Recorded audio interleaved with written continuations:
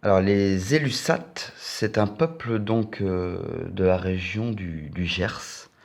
Et ce peuple, donc dans le sud-ouest plutôt, et ce peuple a forgé une drachme, assez large d'ailleurs, et c'est surtout le revers qui est intéressant. Ce revers représente un cheval, donc tourné vers la gauche, donc vous le voyez là au-dessus, dans l'angle de la pièce, de l'entrée, et il n'est formé que de traits et de globules.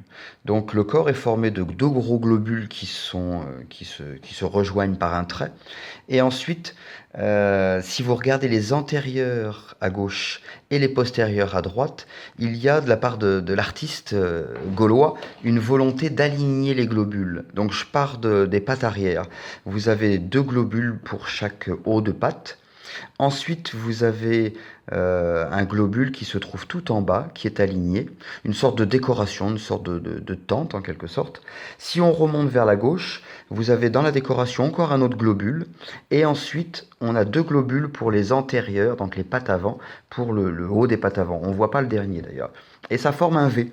C'est un, 2, 3, 4, 5, 6, parfois 7 globules forment un V.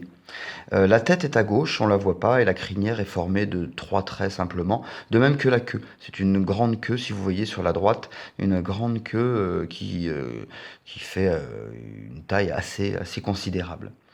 Ce qui est intéressant, c'est aussi le triangle qui est au-dessus, le triangle pointé. Si vous regardez bien, partant du trait qui relie les deux gros globules du corps, il y a une espèce de triangle qui monte avec un point. Alors on a l'impression d'avoir des ailes. En fait, c'est pas des ailes, c'est une stylisation d'un oiseau. On a encore affaire là à un oiseau qui conduit un cheval. Et sur certains exemplaires qui ont été découverts il n'y a pas longtemps d'ailleurs, on voit l'oiseau un peu moins stylisé qu'ici et on s'aperçoit vraiment que c'est un oiseau qui conduit un cheval.